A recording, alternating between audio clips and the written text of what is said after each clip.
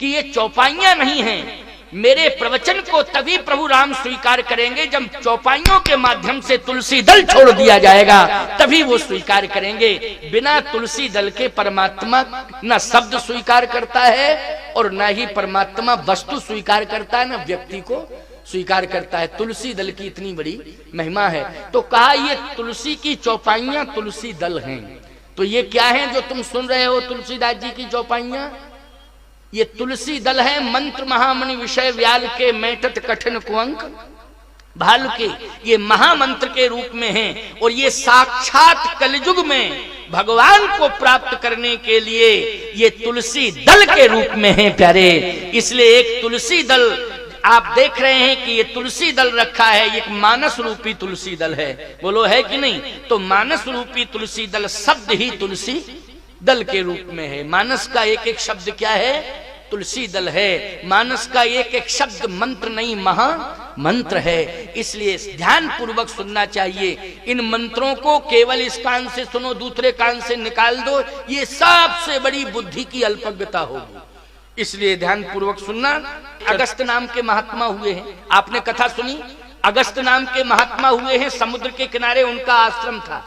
इतने प्रभावशाली हुए कि 3 अंजलि में पूरा समुद्र ही पी गए। अगस्त नाम के महात्मा समुद्र के किनारे दक्षिण भारत में रहते, उन्हीं का नाम कुंभज है। 3 अंजलि में पूरा समुद्र पी गए, पूरा समुद्र पी गए।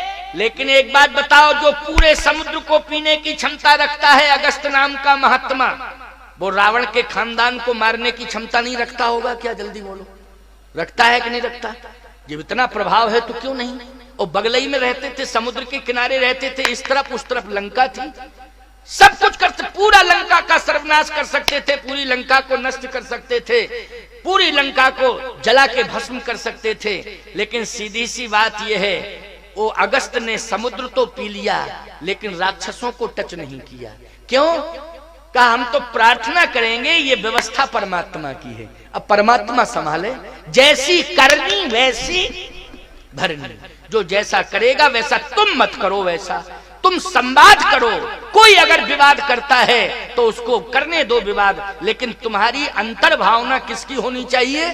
संवाद की होनी चाहिए। किसकी होनी चाहिए? संवाद की। तुम्हारी भावना होनी चाहिए।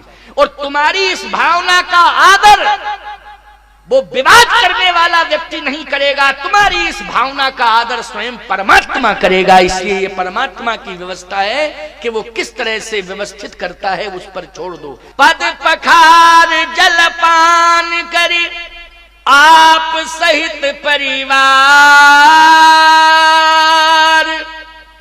पितर पार। अब देखो, पुरखे रह गए थे कि नहीं? अच्छा एक बात बताओ भैया, पुरखे गंगा के किनारे ही पैदा हुए ना, श्रृंगबेरपुर में ही तो रहता था, वहीं उसके पुरखे भी थे, वो वहीं उसका जन्म हुआ श्रृंगबेरपुर में। तो गंगा के किनारे जन्मे पुरखे और गंगई के किनारे मरे, वो फिर भी नहीं तरे, अभी तरने के लिए रह गए थे। इसने तारा, बोलो तारा कि नहीं तारा इसने? ये रामायण का दोहा बता रहा, हम नहीं कह रहे। पितर पार करे प्रवहि पुनी, इसका मतलब यह है कि जिस परिवार में भक्त पैदा हो जाता है वही भक्त पुरखों का उद्धार कर देता है प्यारे। तो इस परिवार में ये भक्त पैदा हुआ, बोलो हुआ कि नहीं हुआ? इस परिवार में ये भक्त पैदा हुआ, इसलिए तरने के लिए भक्त बनना जरूरी है प्यारे। गंगा जी में चले जाओ, तुम स्नान करो, लेकिन अपनी गलत आदतों को न छोड़ो। बोलो भैया, गंगा में स्नान करो, लेकिन जो तुम्हारी गलत आदतें हैं उसको तुम छोड़ नहीं रहे हो, तो बोलो गंगा जी तुम्हारा उद्धार करेंगी क्या? जल्दी बोलो, नहीं करेंगी।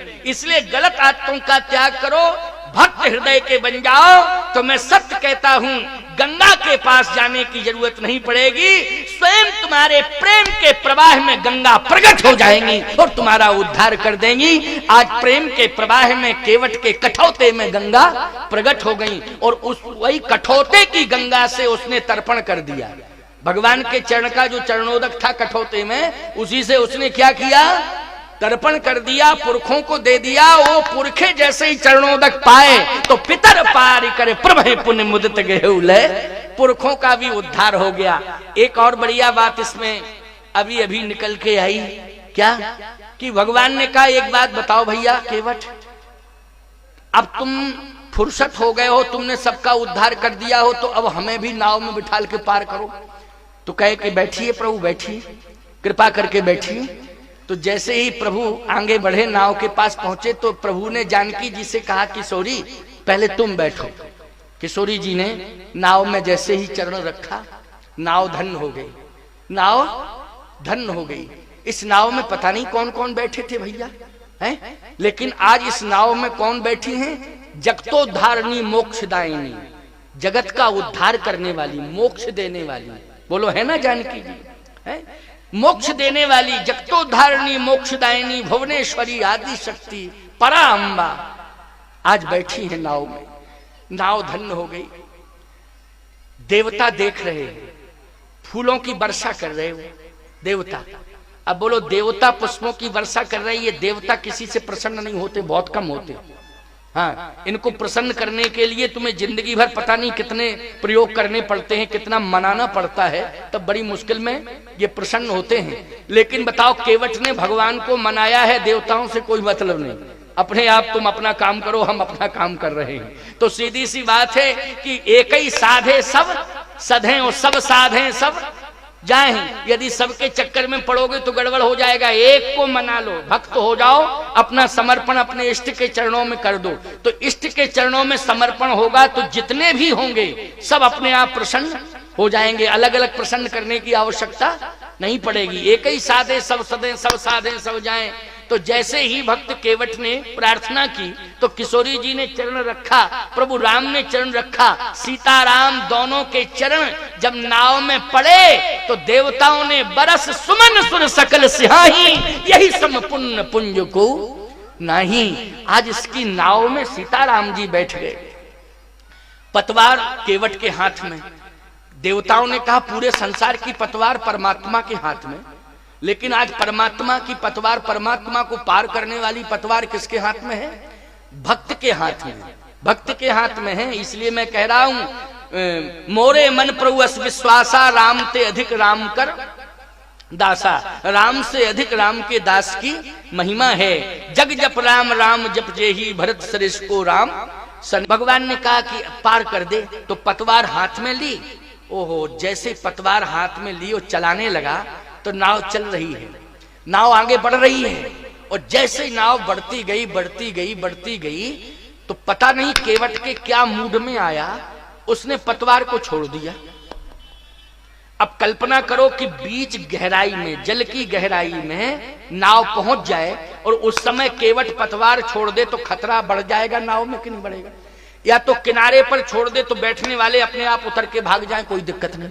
और नदी के बीच भाग में, मध्य भाग में, जहां गहराई है जल की, वहां अगर कोई केवट पतवार छोड़ देता है तो उस समय ईमानदारी से बताओ बैठने वालों पर क्या बीतेगी? सोचो जरा, है बैठने वालों पर क्या बीतेगी? भगवान राम तो राम ही है, गंभीर हैं वो। लक्ष्मण जी वीर हैं अकेले, राम जी वीर और गंभीर दोनों हैं। तुरंत लक्ष्मण जी बोल पड़े भैया खतरा। भगवान बोले किस बात का खतरा? बोले पतवार छोड़ दी इसने और आप विश्वास में आ गए, देखिए ये विश्वास का खामियाजा भुगतना पड़ेगा कि नहीं? भगवान बोले क्या होगा? बोले पतवार छोड़ दी, अब नाव बीच भंवर में और चक्कर काट रही है, और चक्कर काटते काटते कहीं नदी का जल नाव में आ गया तो नाव डूब जाएगी। भगवान बोले अच्छा नाव डूब जाएगी? कहा देखो भैया, लक्ष्मण जी जीवाचारी है। क्या है? जीवाचारी है। इसलिए जीव को मृत्यु का भय सताता है। किसका भय सताता है? मृत्यु का भय सताता है।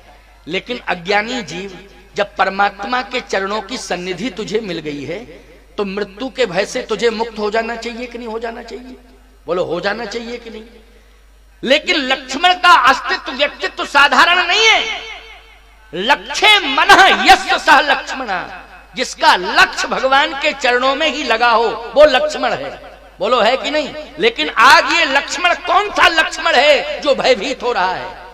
ये कौन सा लक्ष्मण? क्या वो लक्ष्मण नहीं है जिस लक्ष्मण ने सबका त्याग कर दिया, भगवान के चरणों का त्याग नहीं किया? बोलो, सबका त्याग करके आए हैं, किसकी सेवा करने का लक्ष्य लेके आए हैं? भगवान के चरणों की सेवा का लक्ष्य लेके आए हैं। लेकिन ये भगवान की लीला है। ये क्या है? भगवान की लीला है। और लीला में प्यारे संसार वालों को भगवान प्रेरणा दे रहे हैं कि अब देखो, भक्ति की महिमा को बढ़ाने के लिए आज लक्ष्मण जी को मुखर बना दिया, और लक्ष्मण जी को मुखर बना के ये प्रेरणा दे रहे हैं कि तुम बोलो बोलो बोलो। क्योंकि महिमा किसकी बढ़ानी है? जल्दी बोलो। भक्ति की महिमा बढ़ानी है ना।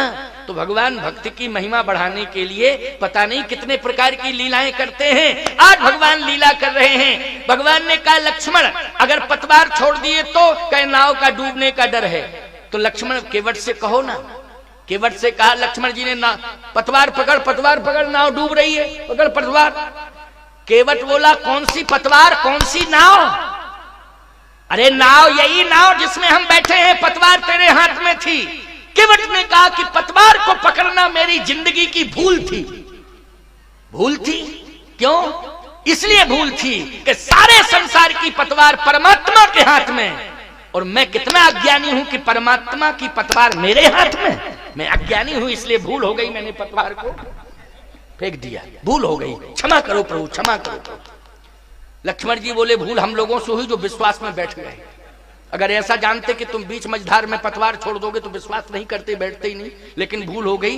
भगवान बोले, ऐसा है भैया केवट, भाई घबरा रहा है तो तुम पतवार पकड़ लो। लक्ष्मण जी ने कहा, पतवार पकड़ना पड़ेगा, तुम्हें उठा लो पतवार को और पार करो। केवट हमारी बात को ध्यान से सुनो, पतवार पकड़ो और पार करो। तो केवट पहले तो पतवार छोड़ के भगवान के चरणों में बैठा ही था और सिर झुकाए था, लेकिन लक्ष्मण जी ने ज्यादा जिद की तो भगवान के चरणों में लेट गया, नाव में लेट गया। राम जी ने कहा, देखो अभी तो बैठा था, अब तो लेट ही गया। लक्ष्मण जी बोले, ये लेटने वाली जगह है नाव, तुम लेट गए हो। आहा, केवट ने कहा कि कहां लेटा हूं, कहां लेटा हूं? तुम्हें नाव दिखाई दे रही है, मुझे भगवान के चरण दिखाई दे रहे हैं। मैं भगवान के चरणों में लेटा हूं तो नाव कौन चलाएगा?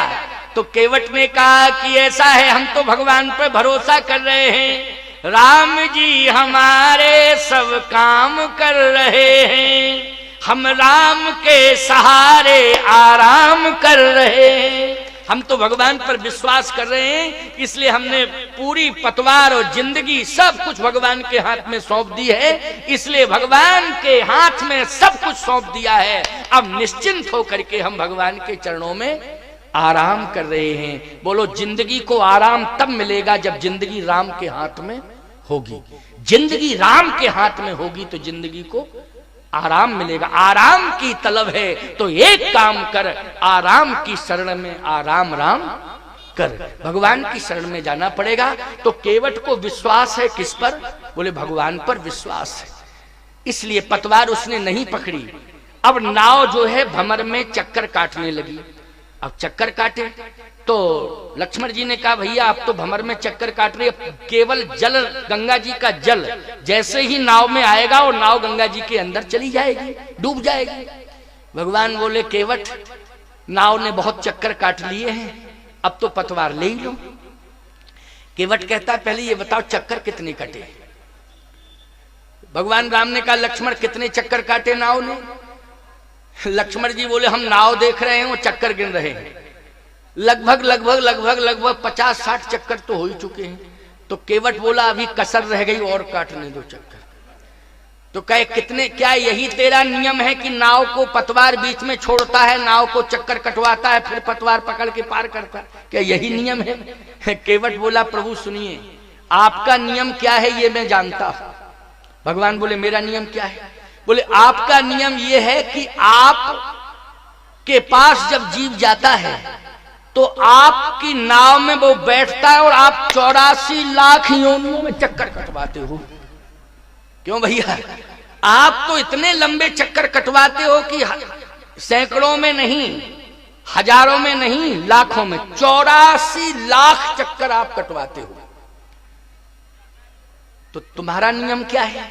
केवट बोला हमारा नियम कुछ नहीं है, लेकिन आज हम आपको ये बता रहे हैं कि आप भी चक्कर आज काट रहे हो, कम से कम 84 चक्कर तो काटे ही लेवे, पता लग जाएगा क्या चक्कर में होता है, चक्कर में लगता कैसा है, आपको भी तो पता लगना चाहिए। भगवान बोले अच्छा अच्छा, तो 84 चक्कर पूरे होंगे। तो भगवान ने कहा सुनो केवट, हम समझ गए हैं कि 84 लाख योनियों का चक्कर जब जीव काटता है तो अनंत कष्टों का वर्ण उसे करना पड़ता है। फिर वो रोता है और परमात्मा से प्रार्थना करता है कि 84 लाख योनियों के बंधन से मुझे मुक्त करो प्रभु, मुक्त करो, मुक्त करो। लेकिन आज समझ में आ गया कि केवट जैसा जो भक्त बनेगा, आज भगवान कहते मैं प्रतिज्ञा करता हूं गंगा के जल में खड़े होके, गंगा को साक्षी करके मैं प्रतिज्ञा कर रहा हूं, गंगा मुक्ति देने वाली है, मुक्ति प्रदायिनी गंगा है। लेकिन आज मैं आश्वासन देता हूं, वचन देता हूं कि केवट जैसी जो निर्मल भक्ति करेगा उसे 84 लाख योनियों के बंधन से मैं मुक्त कर दूंगा। ऐसा भक्त होना चाहिए, उसके जीवन में ऐसी निर्मलता होनी चाहिए। तो केवट निष्काम निर्मल है प्यारे, और भगवान के प्रति उसका पूरा समर्पण है। ईमानदारी से बताओ, जब भगवान के प्रति पूरा समर्पण हो गया तो भगवान उसका हो गया कि नहीं हो गया? और भगवान जब उसका हो गया तो याद रखना, गोस्वामी जी कहते हैं उतर ठाड़ी भय सुरसरी रेता और सिया राम गोहि लखन समेता।